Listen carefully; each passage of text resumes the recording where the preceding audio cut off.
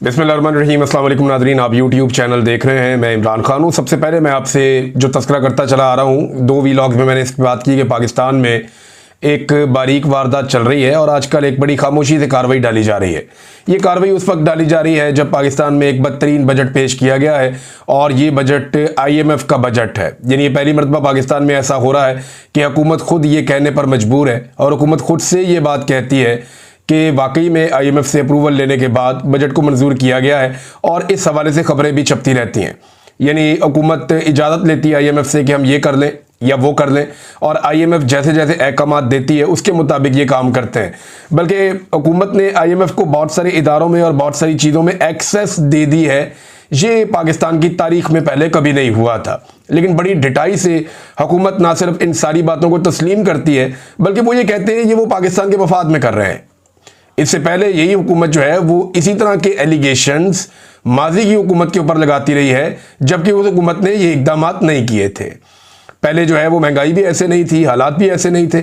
अच्छा, बहरहाल वो बारीक वारदात है, उसकी तरफ आ जाते हैं। पाकिस्तानी हुकूमत और एस्टेब्लिशमेंट ये जिस बारीक वारदात पे काम कर रहे हैं वो बारीक वारदात कुछ ऐसे है कि जो कुछ 2018 में हुआ वही 2024 में हुआ। यानी बार बार यही कहा जाता है और ये बाकायदा कहलाया जा रहा है। मुख्तलिफ किस्म के टाउट्स को मैदान में लाया जा रहा है, मुख्तलिफ शोबों से ताल्लुक़ रखने वाले लोगों को मैदान में लाया जा रहा है। डेलिबरेटली उनसे कहा जा रहा है कि जनाब इमरान खान ने भी तो यही किया था, तो यही तो इन्होंने भी किया है। तो ये सबको एक जैसा साबित करना चाहते हैं। देखिए, इमरान खान को नीचे नहीं गिरा सके ना, या नवाज शरीफ को ऊपर नहीं उठा सके, तो वो कोशिश कर रहे हैं कि दोनों को एक बराबर करने के कुछ इम्कानात पैदा किए जाएं और इसके लिए नए से नए टाउट्स को मैदान में उतारा जा रहा है कि जनाब 2018 में भी तो यही हुआ था, वो भी तो इलेक्शन ऐसे ही था। तो पाकिस्तानियों की मेमोरी क्या कमज़ोर है या पाकिस्तानियों को ऐसे बेवकूफ़ बनाया जा सकता है? मैं कुछ फैक्ट्स आपके सामने रख देता हूं कि 2024 में ऐसा क्या कुछ हुआ जिसका आप 2018 में अंदाज़ा भी नहीं लगा सकते थे, या 2018 में आप उसके बारे में सोच भी नहीं सकते थे जो कुछ 2024 में हुआ। 2018 का इलेक्शन एक ऐसा इलेक्शन था जैसे इलेक्शन पाकिस्तान में होते हैं। एस्टेब्लिशमेंट 19-20 करती रहती है हर इलेक्शन के अंदर, जहां उनका दाव लगाता है वो थोड़ा बहुत कार्रवाई डाल देते हैं।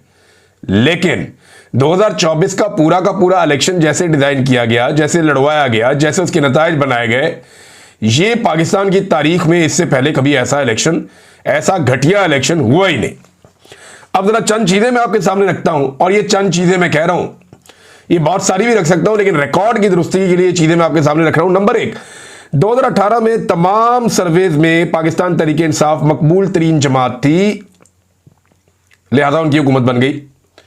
लेकिन 2024 के इलेक्शन में तमाम सर्वेज में पाकिस्तान तहरीक इंसाफ मकबूल तरीन जमात थी, लेकिन उन्हें हुकूमत नहीं बनाने दी गई। नंबर 2, 2018 में कोई MNA अगवा नहीं हुआ था, ना कोई MPA अगवा हुआ था। यानी जो इलेक्शन लड़ रहे हैं MNA MPA ये अगवा नहीं हुए थे, लेकिन 2024 में ऐसा हुआ। 2018 में कागजात नामजदगी जो जमा करवाने के लिए MPAs या MNAs जा रहे थे उनसे कागजात नामजदगी नहीं छीने गए थे। 2024 में ऐसा हुआ। 2018 में जो तायीद कुनिंदा और तजवीज़ कुनिंदगान हैं उन्हें अगवा या लापता नहीं किया गया था, लेकिन 2024 में ऐसा किया गया। 2018 में किसी सियासी जमात का निशान नहीं छीना गया था, लेकिन 2024 में सबसे बड़ी सियासी जमात का और सबसे मकबूल सियासी जमात का इंतखाबी निशान छीना गया। 2018 में किसी भी सियासी जमात के 10,000 बंदे जेलों में बंद नहीं किए गए थे। चंद लोग बंद हो रहे थे जेलों में, वो हर पॉलिटिकल पार्टी के हो जाते हैं। हाँ, नवाज शरीफ और मरियम नवाज खुद बाहर से आकर उन्होंने कुर्बानी दी थी, जनाब हम जेल जा रहे हैं, इससे उन्हें पॉलिटिकल फायदा भी हुआ था। लेकिन एक पॉलिटिकल पार्टी को 10,000 बंदे जेलों में डाल दिए जाएं, ये 2024 में ही हुआ है। कागजात नामजदगी मुस्तरद नहीं किए गए 2018 में उम्मीदवारों के बड़े पैमाने पर, लेकिन यहां बड़े पैमाने पर उम्मीदवारों के कागजात नामजदगी मुस्तरद किए गए 2024 में। ब्यूरोक्रेसी को आरोज नहीं लगाया गया 2018 में, यह काम जजेस ने किया, लेकिन 2024 में ब्यूरोक्रेट्स को आरोज लगाया गया और उनसे धांधली करवाई गई। 2018 में चादर और चार दीवारी इनके ऊपर हमले नहीं हुए, लेकिन 2024 में 1 लाख के करीब छापे पड़े हैं और चादर और चार दीवारी के ऊपर हमले हुए हैं। 2018 में जबरी गुमशुदगियां नहीं हुई, अगवा बराए बयान नहीं करवाए गए।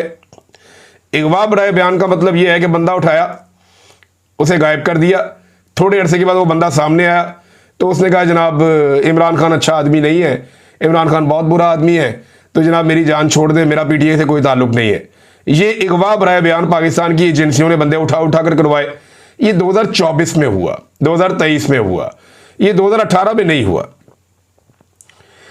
2018 में जो पार्टी जेर अताब थी, यानी उस वक्त पीएमएलएन के बारे में लोग कहते थे ना कि जेर अताब है, इनके लीडर को बिल्कुल गायब नहीं किया गया, ना ही उसकी आवाज बंद की गई। यानी नवाज शरीफ के इश्तिहार भी चलते थे, पोस्टर्स भी चलते थे, तकारीर भी चलती थी, टीवी पे उनका नाम भी लिया जाता था, ये सारा कुछ था। मीडिया में कोई उनके ऊपर बंदिश नहीं थी, बल्कि यहां तक था कि इनकी पार्टी खुलकर कंपेन करती थी, हर जगह जलसे जुलूस करते फिरते थे। शहबाज शरीफ साहब हर जगह पे पूरी कंपेन चला रहे थे, बाकी लोग भी चला रहे थे। लेकिन 2024 में इमरान खान की तस्वीर और इमरान खान साहब की आवाज वो बिल्कुल नापैद थी, दिखाई भी नहीं दे रहा, सुनाई भी नहीं दे रहा, और पाबंदी है मीडिया के ऊपर भी कि उसका नाम भी नहीं ले सकते, फिर भी इन्होंने इलेक्शन लड़ा है। 2018 के इलेक्शन से एक हफ्ता कबल दिन रात अदालतें लगाकर जेल के अंदर किसी लीडर को 35 साल तक की सजाएं नहीं सुनाई गई, लेकिन 2024 में यह भी किया गया। 2018 में इद्दत जैसे और साइफर जैसे घटिया केसेस नहीं बनाए गए, लेकिन 2024 में यह भी किया गया। टीवी और मीडिया में नाम लेने पर किसी पे पाबंदी नहीं थी, लेकिन 2024 में यह भी थी। 2018 के इलेक्शन में इंटरनेट की बंदिश नहीं की गई, लेकिन 2024 के इलेक्शन में इंटरनेट की बंदिश भी की गई। 2018 के इलेक्शन में आधी रात को आरओज नहीं बदले गए, 2024 के इलेक्शन में आधी रात को आरओज भी बदले गए।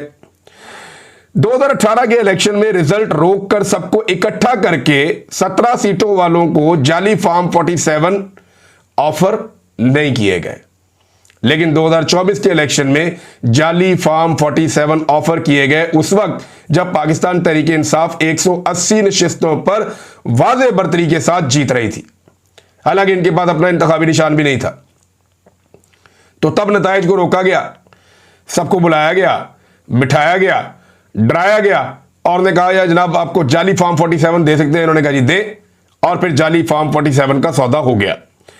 पाकिस्तान के हर इलेक्शन में एस्टेब्लिशमेंट 19-20 करती है, लेकिन ये जो इलेक्शन है ऐसा पिछले 50 साल में कोई इतना गंद नहीं मारा गया किसी इलेक्शन में जितना गंद इस इलेक्शन में मारा गया। 2018 के इलेक्शन में जो नतीजा आ गया वो आ गया, लेकिन 2024 के इलेक्शन के बाद भी कई दिन तक नताइज बदले जाते रहे। जो सीटें पाकिस्तान तहरीके इंसाफ के आजाद उम्मीदवार जीते हुए थे वो बाद में रिकाउंटिंग कर करके पीएमएलएन को दी जाती रही, और ऐसा